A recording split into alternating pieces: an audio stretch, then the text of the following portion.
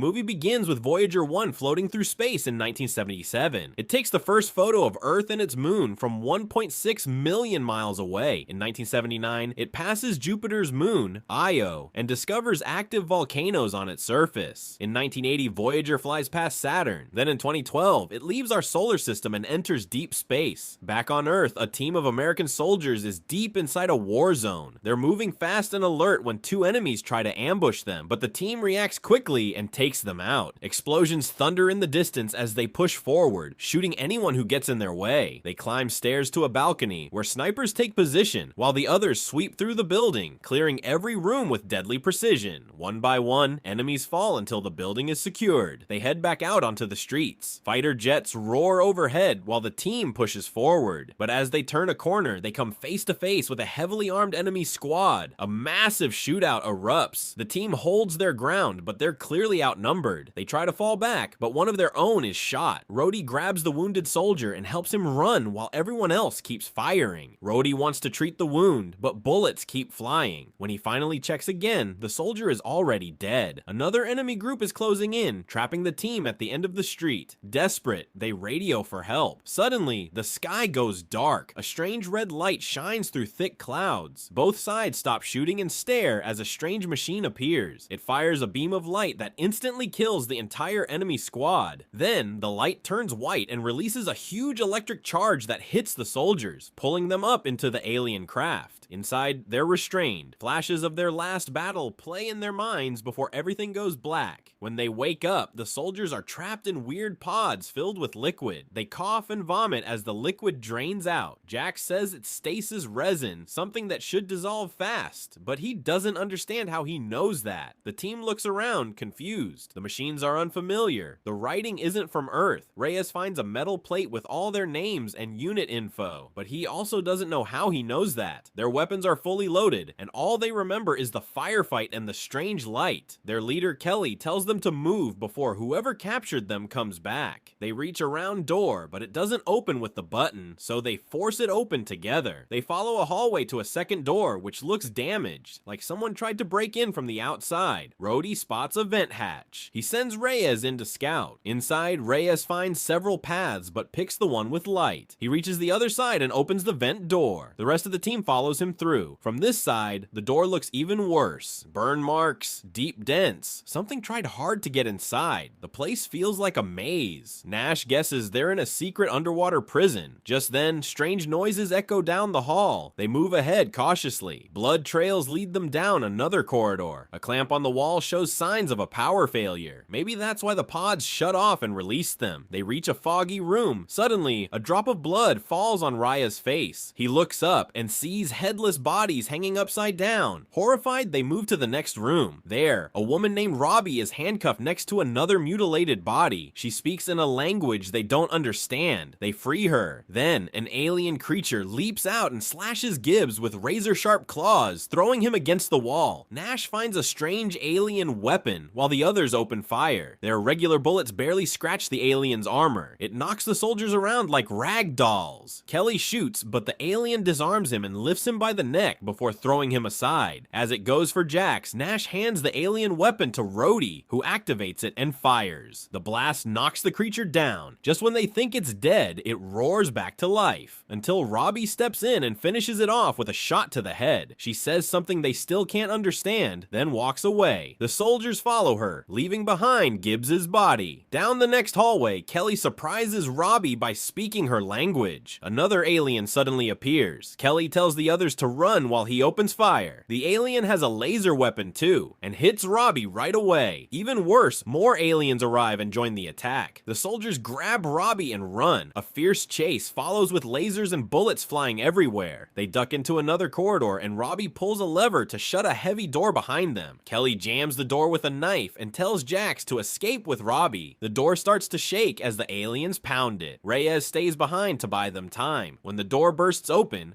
he fires at the first alien, causing the door to close again, but the others break through and come after him. Reyes runs and dives into a hole full of wires, trying to reach the vent. Just as he does, an alien grabs his leg and drags him out. Another alien sticks its head inside, but Rhodey immediately blows it off. The rest of the team finds a way out and crawls into a room behind metal beams. When they hear Reyes didn't make it, Nash panics and yells about aliens. Kelly calms him down and turns to Rhodey.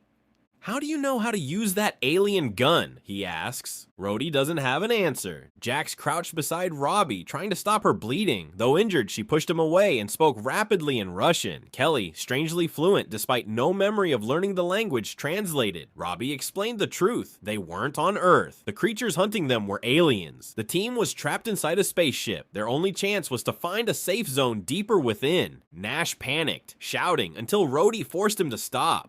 Robbie reminded them to focus. Every moment wasted increased the danger.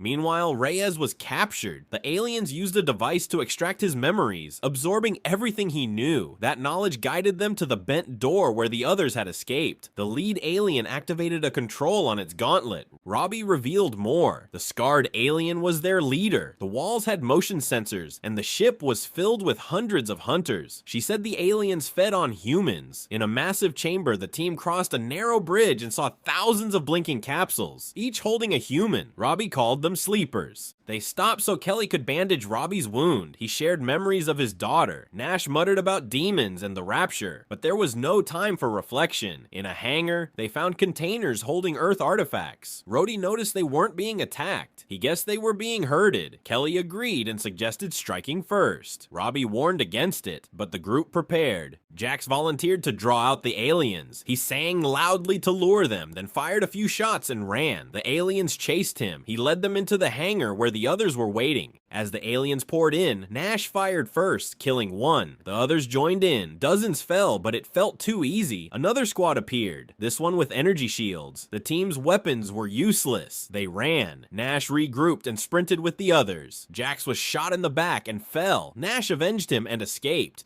They found a hatch and slid down a shaft, landing in sludge surrounded by human remains. The stench overwhelmed them. Nash panicked again. Kelly calmed him. A rope dropped from above. A woman in uniform helped them up. It was Anya, Ravi's mother. Anya, in a Russian military outfit, led them silently. She showed them a hidden room filled with murals. There, she explained, the room where they'd awakened was a trophy vault. They had escaped due to a malfunction. She estimated she'd been on the ship for over 30 years. Ravi had been born there. An alien invasion had started when Voyager 1 sent a map. Instead of peace, Earth received war. The aliens captured soldiers and linked their minds to a neural network to simulate battles. These simulations trained the aliens, who then conquered Earth quickly. But the neural link worked both ways. Some humans gained abilities. Anya survived by avoiding other sleepers. She could sense the aliens' thoughts. Robbie's father had caused the system malfunction. Now, the ship was heading back to its homeworld, carrying prisoners. The aliens were fixing their comms array. If they succeeded, reinforcements would come. The team had to act. Anya had explosives. The plan? Reach the command deck through the vents and destroy the control systems. Rhodey and Kelly would create a distraction while Nash, Robbie, and Anya planted the charges. Crawling through the vents, they split up. Nash reached a balcony above the command floor. Kelly and Rhodey fired at sensors, triggering a security response. Guards moved to investigate, clearing the area. The others planted charges on the exposed control panels. More guards returned. Kelly and Rhodey opened fire. An alien used a dead comrade as cover and charged them. They retreated. An alien squad detected a new signal and split from the others. Anya, still on the floor, heard them approaching. Kelly tried to warn her, but there was no time. As Kelly reached a doorway, Rhodey stayed behind and sealed it. He would delay the enemy, ensuring the others escaped. Rhodey unleashed everything he had, firing the laser rifle until it died. He switched to his standard weapon and charged forward. An alien grabbed him through its shield and slammed him into a wall. As the creature examined him, Rhodey dropped 2 grenades. The explosion tore through the corridor, killing him and the aliens nearby. The rest of the alien squad reached the main room. The humans fought back hard, but shielded enemies pushed through.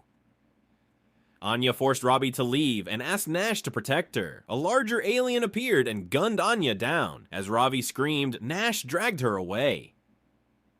Anya triggered the detonator, leveling the chamber and the alien command system. Nash spotted more aliens and hid Robbie in a hatch, sacrificing himself as a decoy. He sprinted, singing Jax's song, and killed several enemies before choosing to fight instead of die. Robbie emerged and saw an alien. Elsewhere, Kelly discovered a room full of imprisoned humans before being knocked out. He awoke hanging upside down. An alien prepared to dissect him, but Nash emerged from a table and shot it dead. Together, they freed the prisoners and fought to escape. Kelly killed the alien leader with a door trap. At last, he and Robbie stepped outside, onto a ruined Earth.